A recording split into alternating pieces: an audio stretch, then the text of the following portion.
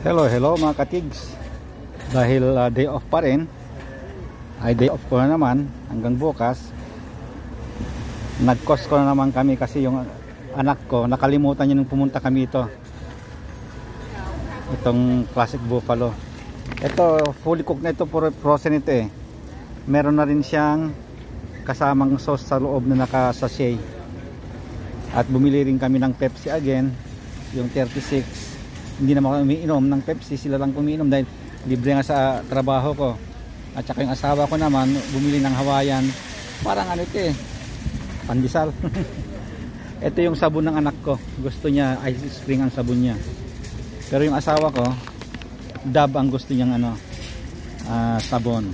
At bumili rin kami ng ng paper plate kasi yung asawa ko hindi makakain na hindi paper plate ang gamit. Sa akin hindi, parang hindi ako nabubusog pag paper plate, pero siya yun ang gamit niya. At saka dalawang tubig.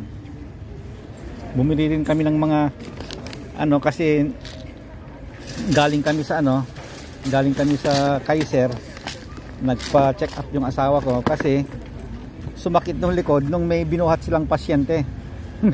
may nalaglag daw pasyente. Ngayon binuhat nila, nakibuhat din. On the spot sumakit ang likod niya, kaya pumunta kami sa Kaiser. Wala naman silang binigay na prescription. Ito lang ang yung mga over the counter lang, Advil.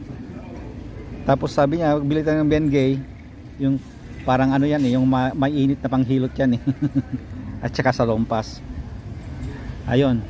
At saka galing din kami sa trabaho niya dahil binigay namin yung doctor certificate na hindi siya muna papasok.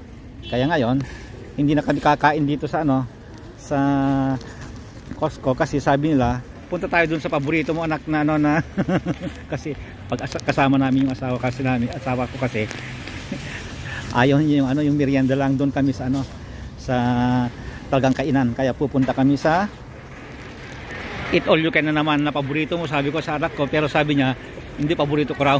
Kasi mura yung pinupuntahan namin kasi yun ang malapit eh.